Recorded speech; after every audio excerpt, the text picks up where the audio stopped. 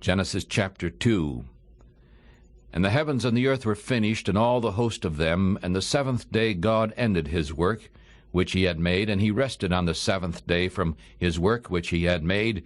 And God blessed the seventh day, and sanctified it, because in it he had rested from all his work which God created to make. Now these are the generations of the heavens and of the earth, when they were created. In that day the Lord God made the earth and the heavens, and every plant of the field before it was in the earth, and every herb of the field before it grew. For the Lord God had not caused it to rain upon the earth, and there was no man to till the ground.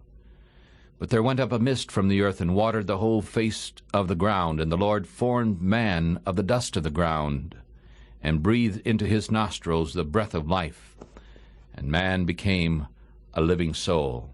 And the Lord God planted a garden eastward in Eden, and there he put the man whom he had formed.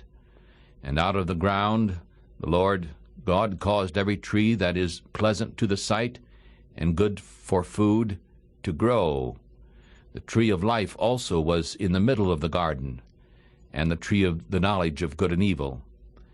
And a river went out of Eden to water the garden. From there it was divided and became 4 heads. And the name of the first is Pishon.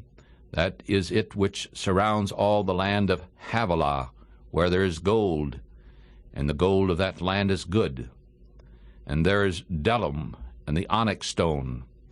And the name of the second river is Gihon. It is the same that surrounds the whole land of Cush.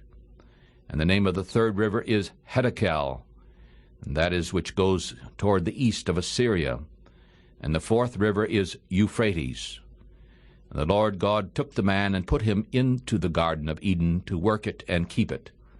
And the Lord God commanded the man, saying, You may eat freely of every tree of the garden, but you shall not eat of the tree of the knowledge of good and evil, for in the day that you eat of it you shall surely die.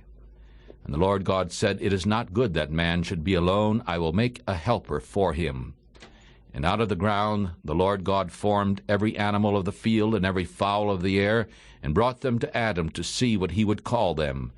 And whatever Adam called every living creature, that was the name of it. And Adam gave names to all cattle, and to the fowls of the air, and to every animal of the field. But there was not found a helper for Adam.